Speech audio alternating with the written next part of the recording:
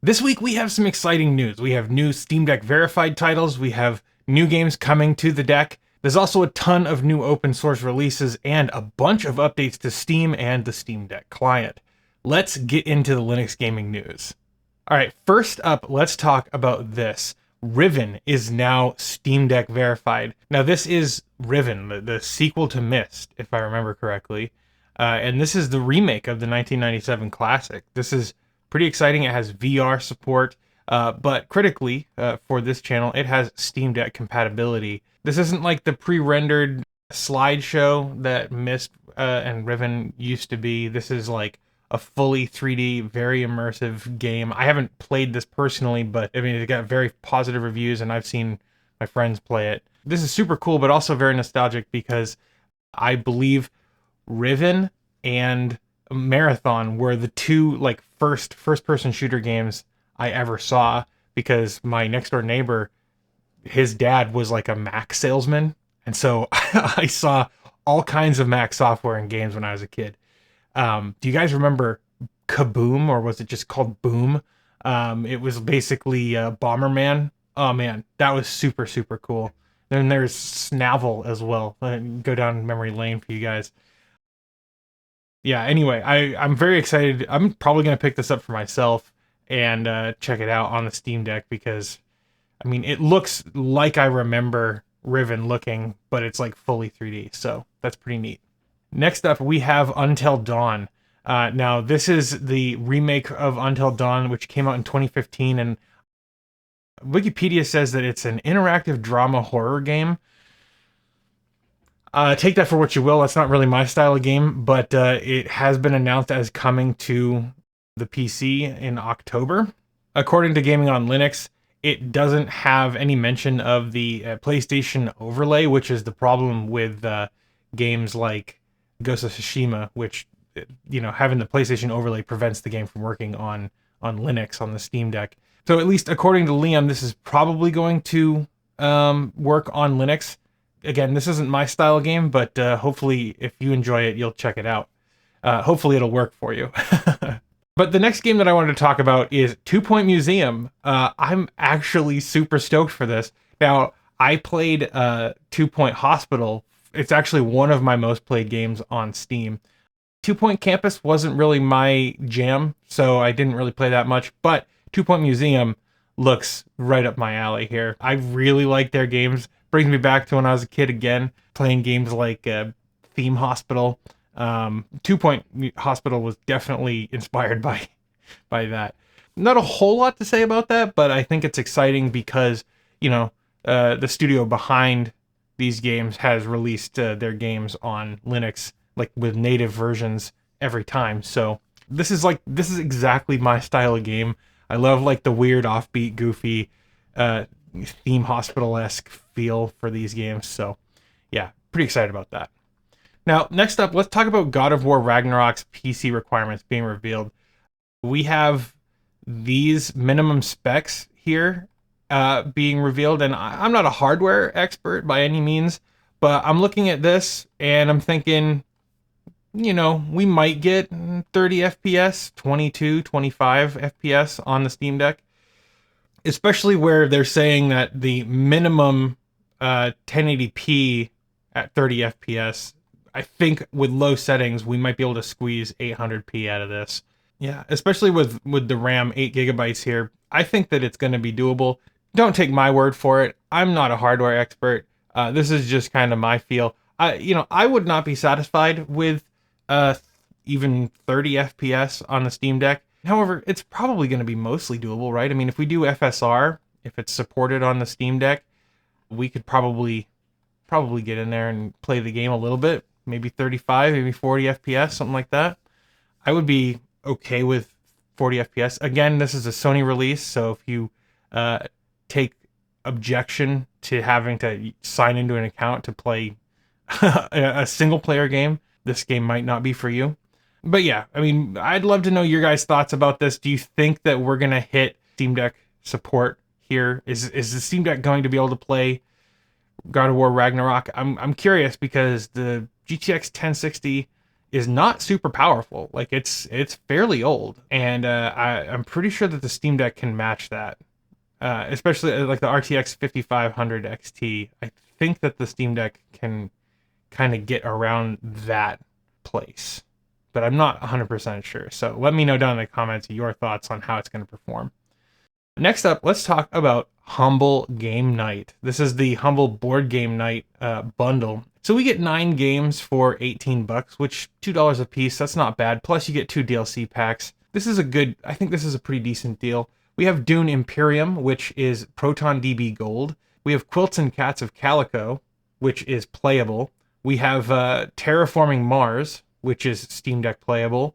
We have Terraforming Mars Prelude DLC, which is also playable, and the Hellas and Elysium DLC, which is also playable. Then we have Everdell, which is verified.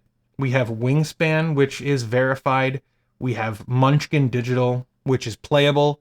We have Root, which is verified. We have Scythe Digital Edition, which is unsupported, but it's rated as Platinum on ProtonDB. And then we have Segrata, which is ProtonDB Platinum.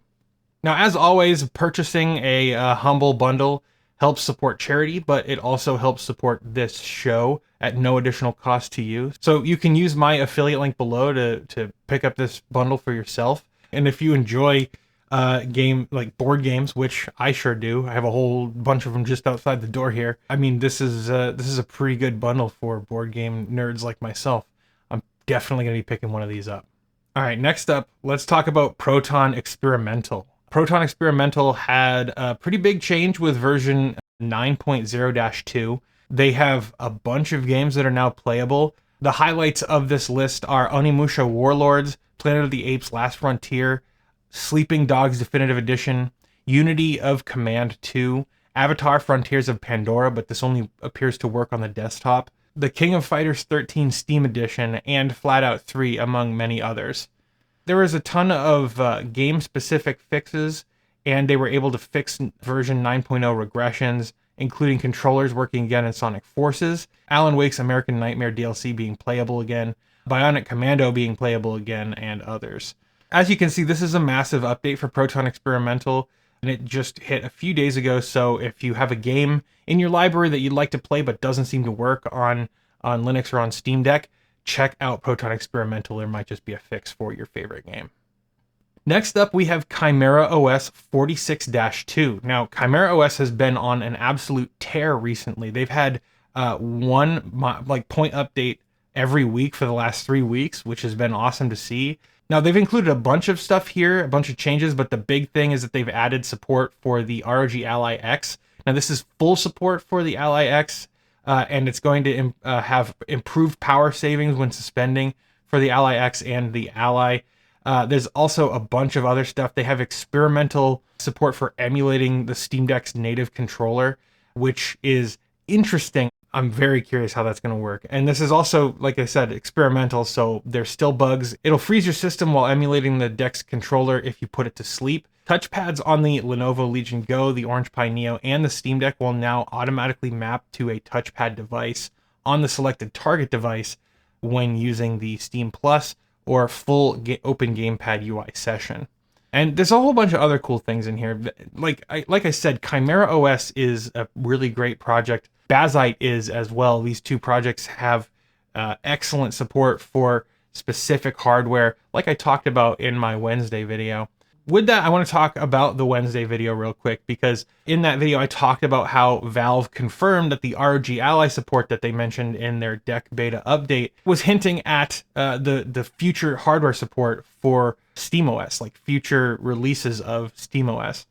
And I got some pushback unexpectedly from some folks saying this isn't a big deal. This is just Valve like mainlining the upstream kernel patch for supporting the ROG Ally. And look, that is true, right? Like there's, this is not really that surprising.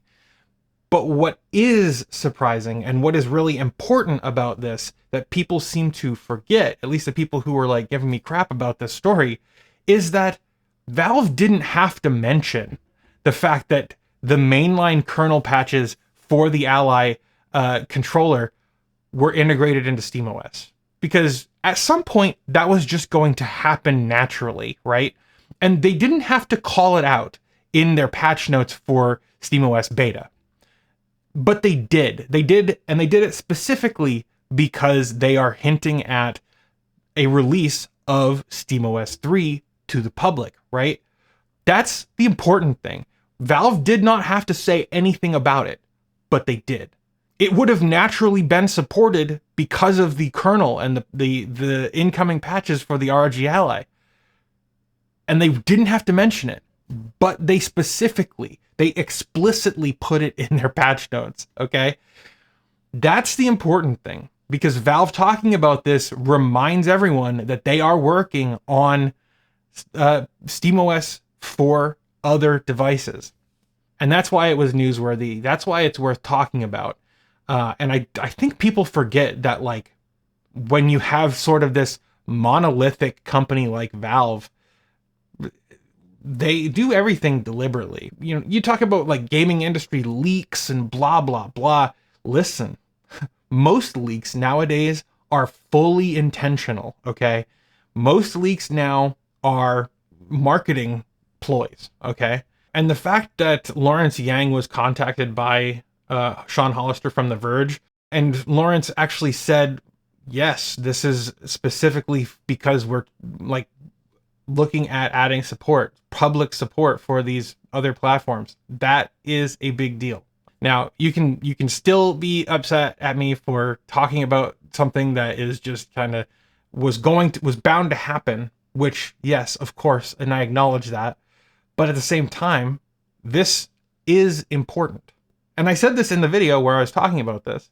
Valve hasn't really said much about like a public release of SteamOS 3 for other devices in like over a year at this point, right? Like they haven't hinted at it.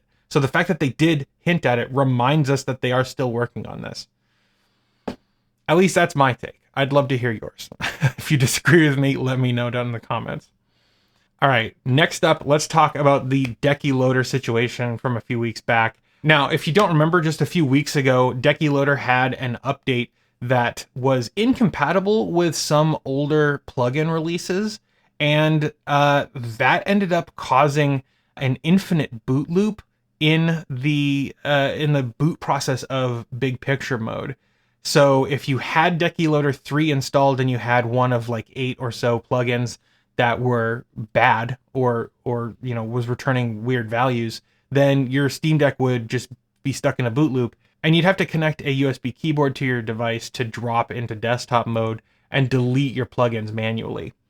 Not a great look, but Decky Loader has just released an update, or a pre-release update, that should prevent future boot loops from occurring. They said, "We are also taking steps to ensure future issues do not cause breakage to this degree, and to notify users of when plugins are delisted or issues with Decky Loader are discovered by us or made known to us by users. Thanks everyone for being patient and contributing." They went on to say, "To those wondering, we're currently working on an MOTD feature to allow us to better notify users of issues with plugins, and we're working on delisting broken plugins.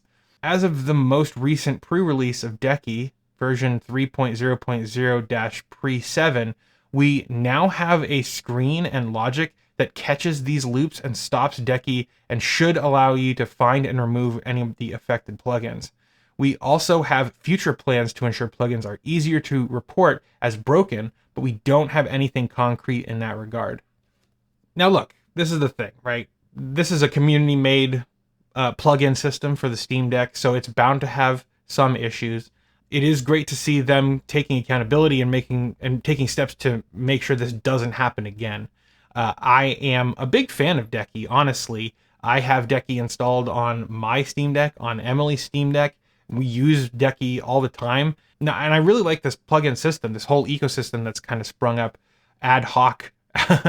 So it was kind of disheartening to see that there were these issues with these other plugins. But at the same time, like I said, Decky Loader is community made. These plugins are community made, and we're still shaking out the issues with it. I really appreciate the Decky Loader plugin. I appreciate the Decky Loader community. and it's great to see them taking these steps. Next up, let's talk about Batocera. Now, if you don't know what Batocera is, they are an open source and completely free retro gaming distribution that can be copied to a USB stick or an SD card with the aim of turning any computer or nanocomputer into a gaming console for one game or permanently. Now, Batocera Linux does not require any modification to your computer, so this is basically a live drive that lets you play your favorite games on pretty much any computer as long as you have access to the BIOS to change the bootloader.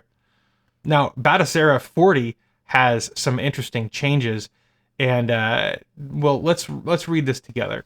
Batocera now has a global battery mode option under game settings to determine the power mode when a handheld is plugged in. To potentially improve battery consumption, you can adjust the mode the handheld operates in when running on battery.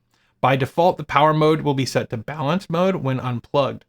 Other options are high performance and power save. Note that power save mode will be the biggest impact on CPU performance whilst gaming to reduce battery consumption as much as possible. They've also added support for a bunch of new pieces of hardware. They now have support for the Iron Man case with the Raspberry Pi 4. They have support for the Orange Pi 03. They have support for the Lenovo Legion Go. This is initial support. They now support NVIDIA cards requiring Legacy 340.108 driver, and a whole bunch of other cool stuff. And they've added a bunch of support for steering wheels, for light gun options. They've added support for multi-screens. They added support for Dolphin's Retro Achievements update that just launched a few weeks ago. And there's a whole bunch of other fixes and improvements, changes, and updates. Now, if you haven't used Batocera, it's quite an interesting distro. Batocera is 100% open source. There's builds for very popular pieces of hardware out there. I'm actually using Batocera on my GPI Case 2. I don't have words.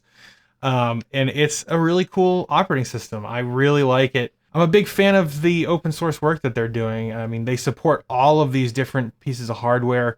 And that's not trivial because this spans not just x86 devices, but also many, many different types of ARM devices as well. Good work to the Batocera team.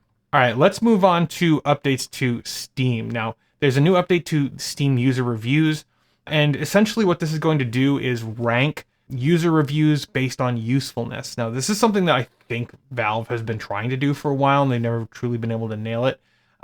What they're trying to do is de-emphasize memes and ASCII art and jokes and other crap that isn't useful to first-time buyers.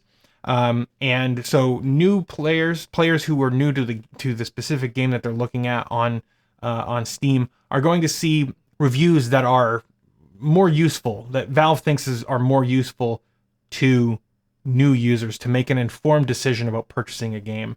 Quote, "The primary goal of Steam user reviews is to help potential players make informed decisions about the games they are considering purchasing by understanding the attributes of the game that other players like or don't like. Historically, we sorted reviews by the number of helpful votes given to each review by other players. However, we've seen that many players use reviews for sharing jokes, memes, ASCII art, and other content that might not be the most helpful for a potential purchaser. That content is usually fine and often a lot of fun for existing customers of a game, but it doesn't always help new players in making informed purchase decisions." So now they're going to be prioritizing informative reviews. User reviews that are identified as being unhelpful for potential customers, such as one-word reviews, reviews comprised of ASCII art, or reviews that are primarily playful memes and in-jokes, will be sorted behind other reviews on the game's store page. That doesn't mean players won't ever see these humorous but unhelpful posts, but it hopefully means that they'll see them less frequently when trying to learn about a game. If you enjoy seeing these sorts of reviews when browsing the store, there's an option on the store page to include them when browsing. This change doesn't impact how review scores are generated for each game. It simply changes the order that reviews appear on store pages. There is a Q&A section here, and notably it is going to continue. And notably, helpful rankings for reviews are going to still be used to determine if a review is actually helpful or not, but they're actually going to introduce other things like moderation, human judgment. Kudos to Valve for that. That is very important, especially in a world where everybody seems to be using machine learning and AI in order to like make these kind of decisions. And I mean, Valve is going to be using some machine learning in this process as well. However, using human judgment is very, very important. And the thing is, I know that there are a lot of folks out there who are all about systematizing and removing people from all, all moderation, or even people who want no moderation. But as someone who lives in the real world and sees things the way they appear to be, human judgment is really the only way to go forward. I mean, I don't like the idea of algorithmic curation. I like human judgment. I think it's A plus, the best in bunch that you can get. But we'll see what happens. I think this is probably a good move for Steam overall, and it's a far cry from how Valve used to be when they crowdsourced everything and did everything they could to not spend money. Good on you, Valve. I'm very happy with that. Also, I'm pretty happy with this. Valve has new changes coming to store page written descriptions. And this includes the About the Game section, the short description, special announcements, and the award section. The rules are going to change for developers so that it improves the Steam experience for devs and for players. So these rules are taking effect in September, and essentially they are no links to other websites in any of these 4 sections, no embedded imagery that mimics Steam Store UI or buttons in any of these sections, and no images, links, or widgets pointing to other games on Steam. This is really important. Valve has expounded on their rationale for this, and I can't help but agree. I think they've really made solid points here, and I agree with Valve. I think the store page that you're on should be about the game for that store page, right? Not about any other games that you have in your catalog as a publisher or a developer. It should be about these games, or this one game. The one thing that they did say that they actually liked, and they didn't want to discourage, was the release of quote unquote prologues for other games. Prologues are playable demos that are free, but that don't really have the same kind of content as the main game. So like these are basically playable demos, but with like exclusive content to that prologue, if you will. And Valve has actually made it a lot easier in order to set up prologues and have tighter integration between the demo and the actual game that it's demonstrating. So again, this is another great move by Valve. I am very, very, very excited to see Valve actually doing curation and actually involving human moderators. I think that that's the only way that you can have a decent platform. So yeah, this is great to see. Next up, let's talk about the Steam beta client for August 13th. This includes some interesting updates. The biggest one, I think, is that adults in Steam families can now right-click games in their library and allow or disallow those games for children with parental controls in their family. It also allows you to select multiple games at once and apply these filters. They've also updated game recording, so they've added support for disabling game recording on a per-game basis, which there have been a few games that I've wanted to do that for. They fixed a rare crash with shutting down the Steam client, and they fixed an issue where jumping 10 seconds forwards or backwards would get you stuck when viewing a clip or game recording. They've also reduced latency in the Steam Input API. Then they also had a SteamOS beta release. This was version 3.6.10, codenamed 10th Time's a Charm, and this included a 3.6 regression where the Steam controller and some third-party controllers caused session crashes using Bluetooth. And also, they fixed an issue where Bluetooth peripherals would disconnect on session switch. Then they fixed an issue where the internal display could remain blank after disconnecting an external display. And they fixed a 3.6 regression where the selected refresh rate would sometimes not apply immediately. Now, what's in a name? 10th time's a charm. What does that mean? It sounds to me like they are really like hoping to push version 3.6 stable. Um, that's what this reads to me. Although it should be noted that these often are just silly. I don't know. I'd love to see version 3.6.10 stable, because I feel like it's been quite a while since we've had these updates for SteamOS beta. And I'd love to have an actual stable release of a new version of SteamOS. Let me know what you'd like to see in an upcoming release of SteamOS or in a Steam Deck beta or a Steam Deck stable client, I should say. I'd love to hear your thoughts down below. If you believe in the work that I'm doing here, if you enjoy these videos, you can use the links below to support the show on Patreon. There's a link to Ko-Fi or Coffee. I don't know how to pronounce it. I'm never going to learn. You can support the show over there.